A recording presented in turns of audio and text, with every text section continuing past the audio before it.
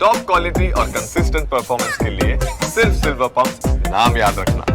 Israel और Iran की जंग का आज चौथा दिन है। दोनों तरफ से भीषण हमले हो रहे हैं। पिछले 12 घंटे में भी ईरान ने इजराइल के अलग अलग शहरों पर बड़ी एयर स्ट्राइक की, जिसमें तबाही मची है। कई रिहायशी इलाके खंडहर बन गए।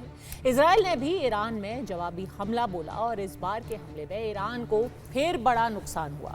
उसके टॉप सैन्य अधिकारियों की मौत हो गई है। इस जंग की वजह से दुनिया एक बार फिर संकट में है। ऐसे वक्त पर कनाडा में G7 देशों की अहम बैठक होने वाली है, जिसमें खुद प्रधानमंत्री मोदी भी शामिल होंगे। वो आज ही कनाडा पहुंच जाएंगे G7 में शिरकत करने के लिए। कुछ देर पहले पीएम साइप्रस में थे, क्योंकि अभी वो 3 देशों के दौरे पर हैं। सबसे पहले साइप्रस, फिर कनाडा और उसके बाद वो तीसरे देश भी जाएंगे। साइप्रस में उन्हें वहां का सर्वोच्च सम्मान यानी कि grand cross of the order of Makarios से सम्मानित किया गया।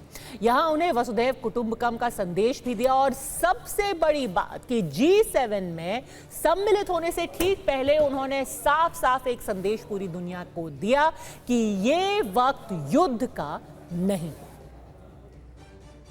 पश्चिम एशिया और यूरोप में चल रहे कॉन्फ्लिक्ट को लेकर हम दोनों ने चिंता व्यक्त की है।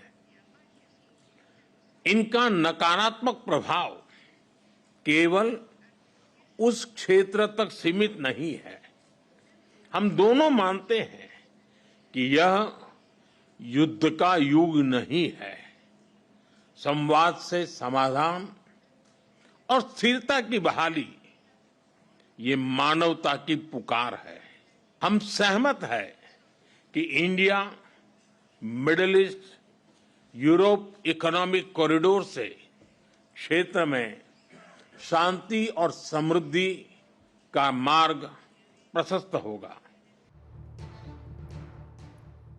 प्रधानमंत्री मोदी का यह संदेश इसलिए भी खास है क्योंकि ये ऐसा वक्त है, ऐसे हालात हैं जब आज भी ईरान पर 100 से ज्यादा मिसाइलें दागी गई हैं। पिछले 88 घंटों में इजराइल के 12 शहरों पर हमले हो चुके हैं, जिसमें हाइफा, तेल अवीव, किरियत और याफो जैसे बड़े शहर शामिल हैं।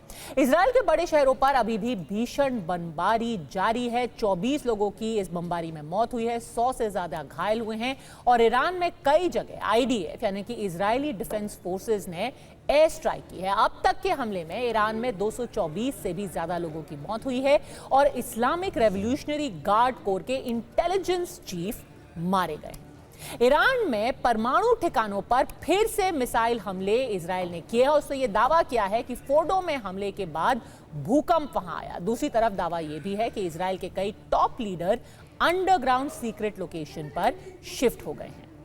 खुद खामेनेई अंडरग्राउंड चले गए हैं।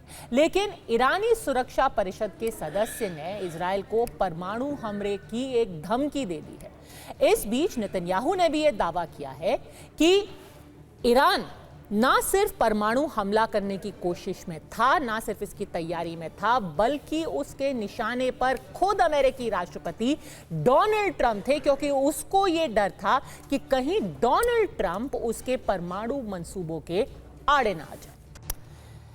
ऐसे में आड़ी के सवाल हैं बिल्कुल सीधे, क्या ईरान और इजराइल अब परमाणु युद्ध की कगार पर खड़े हुए हैं? और क्या G7 में प्रधानमंत्री मोदी जहां पर शिरकत कर रहे हैं, क्या इस जो मीटिंग हो रही है G7 की, जहां दुनिया भर के सबसे बड़े डेमोक्रेसीज शामिल हो रहे हैं, क्या इस युद्ध का समाधान G7 की मीटिंग से निकल सकता है?